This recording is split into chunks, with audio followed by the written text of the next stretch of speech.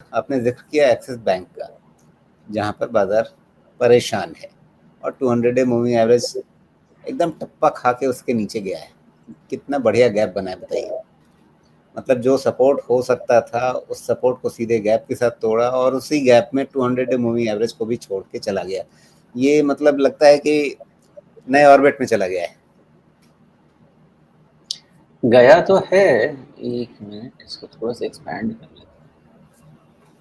नहीं, इतना ज़्यादा नहीं घबराना चाहिए मुझे लगता है एक्सिस बैंक में। और मे भी हम इसको 1075 लेके चल सकते हैं।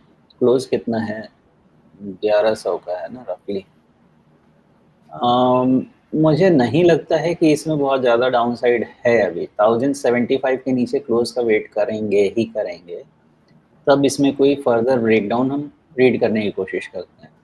अनटिल देन इसका रिवर्सल हो सकता है, क्योंकि आप देखेंगे ना तो ये 1070 के आस, ये कौन सा दिन है, 11 अप्रैल 2025, उसके बाद का gap down, gap up open था और उसका हाई था 1072.7। तो रफली आप वहाँ से समझें कि वहाँ पे अगर गैप फिल करके भी वापस आ सकता है।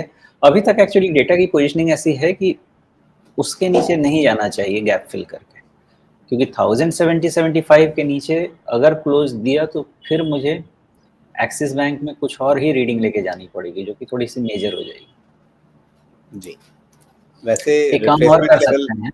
जी, एक काम रिट्रेसमेंट भी और कर देखिए। सकते हाँ, बताइए। हैं, आप इसको वीकली चार्ट में कन्वर्ट कर लीजिए। आपको एक थोड़ा सा complex reverse head and shoulders के फॉर्मेशन होने के भी चांस दिख सकते हैं।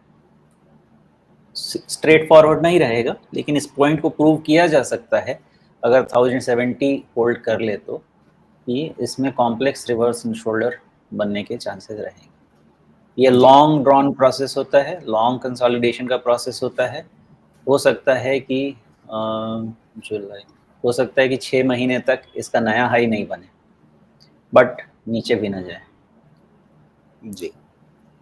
मतलब ये कि इस डिप को या इस कमज़ोरी को आप एक एक्यूमुलेशन वाले मौके के रूप में देखेंगे क्या फिर?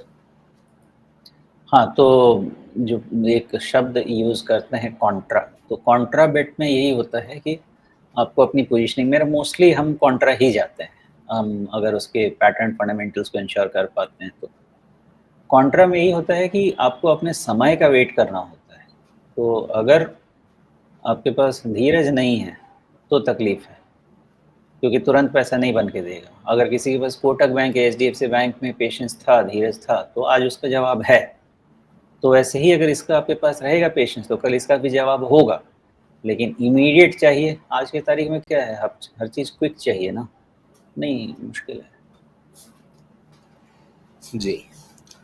तो एक्सिस बैंक थोड़ी-सी चिंता है बाज़ार में, लेकिन इसको एक हो सकता है कि नया अवसर देने के तौर पे भी देखा जाए कि बाज़ार आपको इसमें एंट्री के नए मौके दे रहा है। हालाँकि ध्यान रखिएगा ये कोई निवेश सलाह नहीं है।